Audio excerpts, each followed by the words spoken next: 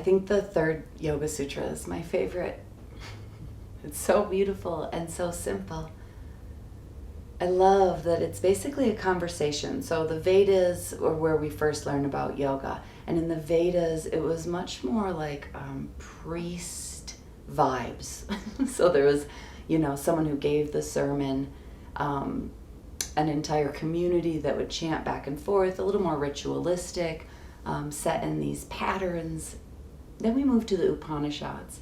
Once the Upanishads started to be written, it was more like small group mentality, and the books were written in call and response, or more in like conversational style.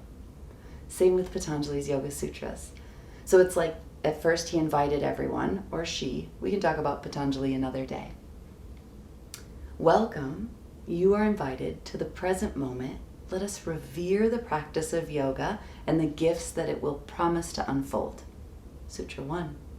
It's as if the students asked, what is yoga? And then his response was, yogas chitta vritti nirodha.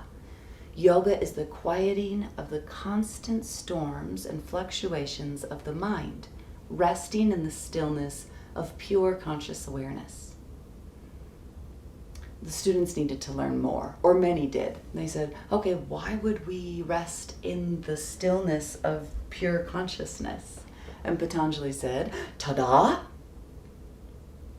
Then, ta-da! What a gorgeous way to start the sutra.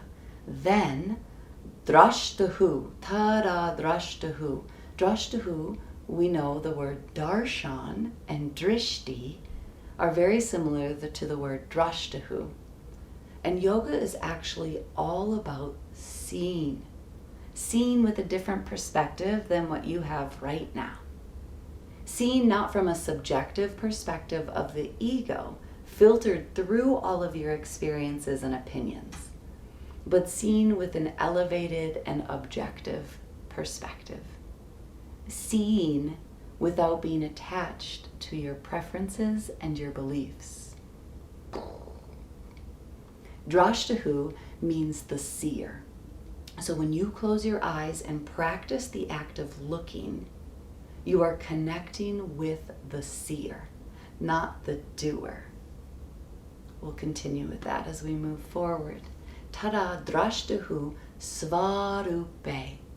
Rupe means form, and sva means of the self. So this says that when we can quiet our own mind, we rest in the form of our true self, which is the seer. The last word says avashtanam. And that means it is a brilliant and illuminated experience.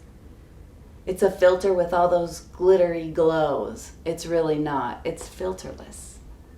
Tada drashtahu svarupe vashtanam. Let's try it.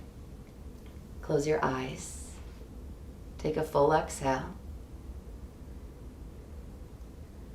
Tada drashtahu svarupe vashtanam.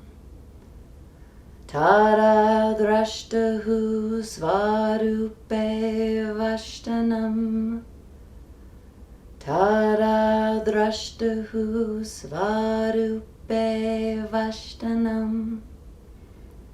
Tada drashtahu svarupe vashtanam.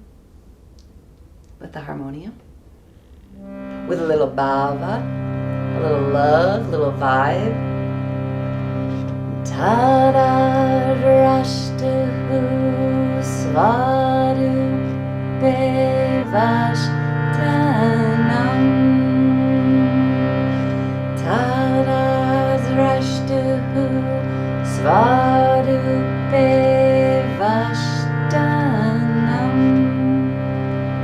Tada drashtahu svarupe vashtanam.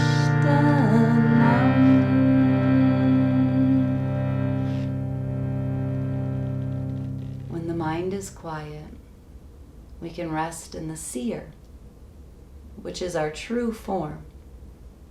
And it's illuminating, expansive, brilliant, and joyful.